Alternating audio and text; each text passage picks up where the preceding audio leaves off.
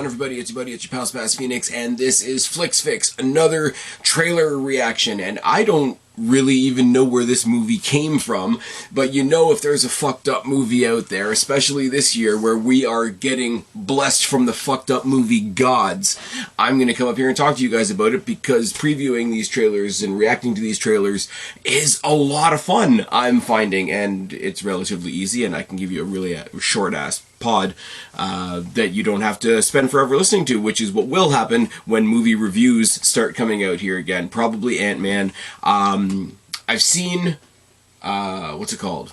Knock at the Cabin. It's really good. I have to collect my thoughts on it because I have a lot of thoughts on it. That'll be something we do somewhere along the way. Today, though, we're talking about a trailer that came across my feed.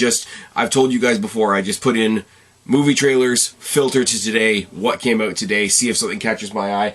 And it was a movie that I've never heard of, from a production company that I've never heard of before, called XYZ Films. The name of the movie is The Park. And it starts off, as I've said before, I'm always going to try and put the trailer in the comments, or in the description down below on the podcast or on the videos, so you can check out the trailer, obviously, before you check out what I have to say. So please do that. Please do that at your leisure. It is linking directly to the XYZ Films YouTube channel and their direct release of the trailer, which came out, now that I'm looking at it, now that I'm recording, about 7 hours ago. It's creepy kids being creepy, and creepy kids are creepy anyways. So if you're watching the trailer, or if you have watched the trailer, or if you just want to take my word for it, it's up to you. But it all starts off really, really nice. It almost starts off like a PSA, you know, how important kids are, and kids are our future. We have to lay the pathway for our kids. And then it quickly changes tone, and it says, the text on the screen says, "What if there were no more adults?" And very, very quickly you get an idea of what kind of movie this is. It is literally, as it was described by bloodydisgusting.com. Check out bloodydisgusting.com as well. They're a great reference for horror, thriller, sci-fi stuff. They literally described this as Lord of the Flies in an amusement park. It's not a new concept. It's a world run by kids. It's a world where the adults go away. There's a really cool, if I could think of the name of it, I would say it, but I can't remember. They did a really cool episode of this in South Park, where the kids always talked about the parents that disappeared in the before time in the long, long ago. Now, you guys know, if you guys have been watching my wrestling content, all through COVID, when things were very weird and very strange, I referred to the time before COVID as the before time in the long, long ago, as a direct reference to that episode of South Park. Obviously, Lord of the Flies is what it is. A little bit of Hunger Games in this as well, for a more recent reference. Jennifer Lawrence and her current views notwithstanding. Generally, the idea that all the adults are gone and the kids are running the world, and how terrible would that be? Because kids are animalistic and kids are really creepy and really terrible. You know, how do they govern themselves? How do they click together? How do they, you know, build up sides against each other, etc.? And the setting of this, as the name of the movie implies, is at a big amusement park, and I guess, for lack of a better term, they're fighting for territory, and the territory seems to be this big park. The rundown, again, courtesy of bloodydisgusting.com. If you want to check them out, it's actually bloody-disgusting.com. The park tells the story of a mysterious virus that starts killing all the adults, leaving a society to be governed by children living on borrowed time. That's also a cool idea, because if you're living in a time where adults die, everybody grows up unless you're in Neverland, so everybody's on borrowed time. It takes the idea of, you know, dying of old age and bringing dying of old age to whatever the age is. Like, are we going to say that the age is 20, 25, 30, etc.? As the adult population is wiped out, rival kids battle for control of an abandoned theme park. Danger looms around every corner as they must do whatever it takes to survive this hellish Neverland. Now, a little bit of hyperbole in there, as it is an article, but it is really cool. It's a decent battleground. For those of you that saw things like Zombieland, an amusement park is a really cool battleground for kids. Now, as you would say in any sort of post-apocalyptic thing, now this is post-apocalyptic it as a genre, but it's just post-apocalyptic, and the people that survived are all kids. Some people are great people, some people are terrible people, some people help people, some people hurt people. And as you go through this trailer, you see that this group of kids has taken over this, you know, this prime patch of land, so to speak, in this amusement park, and they're all doing these... They've all got these really creepy sort of animalistic type of masks on, and they're very crude and very rudimentary because they're made by kids. But it does give a sort of a Pet Cemetery / Purge kind of vibe to it as well. And obviously we're going to follow the quote-unquote nice kids that are finally going to rise up, fight back, take back the park.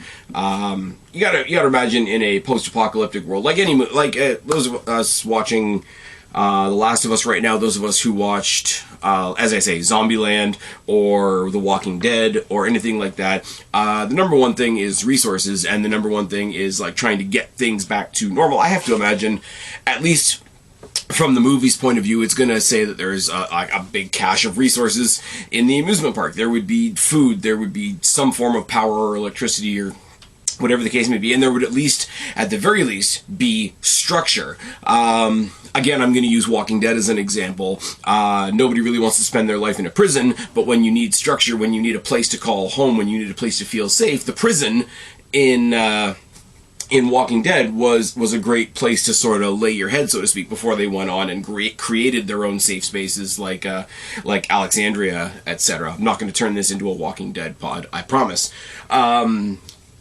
But yeah, so you're gonna have these kids that are all around with the masks, and that's gonna make them feel like personalityless and soulless and whatever, as if they are the monsters in a movie that doesn't have monsters, which is very, very cool. To dehumanize one side of a fight between people is a very cool thing when you're going up against sci-fi, where it's people against aliens, or monster movies, where it's people against monsters, or, as I say, Last of Us, Walking Dead, Zombieland, etc., where it's people versus zombies. If it's people versus people, you gotta dehumanize one side, and making one side a bunch of masked killers that are trying to keep the whole world to themselves is a really, really cool way to do it. Now let's talk about symbolism for a second.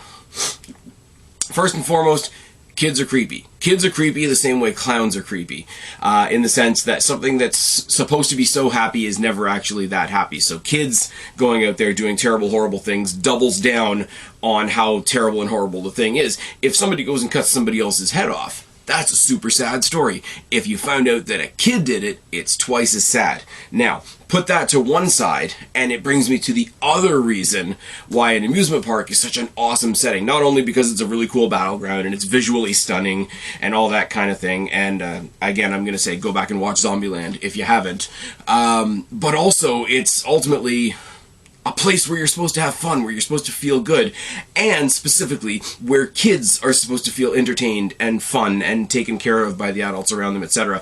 So now you've got the bad things that are happening that are sad. You've got the fact that it's kids doing it, which is also sad. You've got the fact that kids are doing it in a place that's supposed to be fun, and in the before time, in the long, long ago, would have been fun. You would have had all these kids on the same round of bumper cars. Now they're playing bumper cars with each other's skulls. And I think all of that, from a mental point of view, gets you invested and sad and all that kind of thing, and then that leaves you open as an audience to get into, to be twice as affected by the gore and violence that is to follow. Now, the way they put these societies together, the way, you know, people are gonna build mini armies, and there's going to be leaders and followers, and there's going to be I'm sure there will be all kinds of commentary like that in the movie, but these are the reasons that I think, just looking at this on paper, only saw it a couple hours ago, like I said, have no idea who XYZ Films is, doesn't even say in the write-up or in the trailer whether it's coming to theaters, whether it's coming to streaming, whether it's coming to whatever. When I find out what streaming service this is on, or when this is coming to theaters, whatever, if I think of it, I will come back to this video, I will come back to this podcast, etc., and I will say, hey, I found out when where the park is, and this is where you can watch it. The last thing I will say,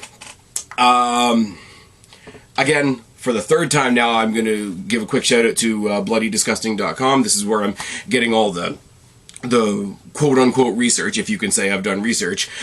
This was actually shot in an amusement park. They refer to it as being Mad Max the Mad Max inspired thriller that was shot at the long abandoned Six Flags New Orleans, which closed and was left to rot after Hurricane Katrina in 2005. Now, that's really cool that it's an actual theme park, that they didn't have to build anything, that they're going to be able to do so much practical stuff and all that. But also, the real life element of this place has been, if it was back in 2005, you're talking about 18 years this place has been abandoned. This is the kind of place, this is the kind of setting where kids in the area would probably come up with real, like, urban legends and whatever. You see the Mickey Mouse head sitting there in the parking lot? That's been there for 18 years. It's a haunted Mickey Mouse head. And I think that brings a whole new level, just knowing that, you wouldn't get that from the trailer. You could assume that they built the whole park. But the fact that it's already decrepit, it's already falling apart, abandoned, rotted, etc., because it's been sitting around since 2005 in Hurricane Katrina, lends itself to an apocalyptic situation where the world, metaphorically, has fallen apart, been abandoned, and has rotted. I think this is a lot of fun, as you can tell. This is me in my very long-winded way saying, hey, I found another fucked up movie to talk to you guys about, and that's about it. Like I said, the link to the trailer is going to be in the podcast description or the video description down below. If you guys like these trailer reactions that I'm doing, please let me know. If you see some trailers that you would like to get my reactions to, by all means, send it to me. Twitter @SpazPhoenix, @SpazPhoenix1. You can find me on Instagram @SpazPhoenix. Or again, as I say, if you're listening to me on something that has a comment section, throw it down in the comment section below as well. That's all. Gonna find out where this is playing or how I can find this or how I can either download it or stream it or go to the theater and see it, hopefully. And if I get that information, I will pass it on to you guys. Because, yeah, if you're listening to this at this point, then you guys are on my side of the fence where we get a lot of fucked up shit. And if you're listening to me and you want to have my conversation about the fucked up shit, I have to believe that you guys love the fucked up shit too, and we can bond over that. Me and the wrestling people can bond over the wrestling things. Me and the fucked up movie people can bond over the fucked up movie things. And that's it. It's going to be a really good year for horror. I've been saying that a lot. It's going to be a really good year for horror, thriller, sci-fi, slasher, whatever the case may be. I keep saying it. We're getting Scream 6. I've already done the trailer reaction for that. We are getting Saw 10. When that trailer drops, you better believe I'm doing a trailer reaction for that as well. I've rambled quite long enough. I've been Spaz. This has been FLIX Fix. Subscribe up there, talk down there, start a conversation, keep all these conversations going. Don't be a stranger. I will talk to each and every last one of you later, but for right now, I am out of here, guys. Bye.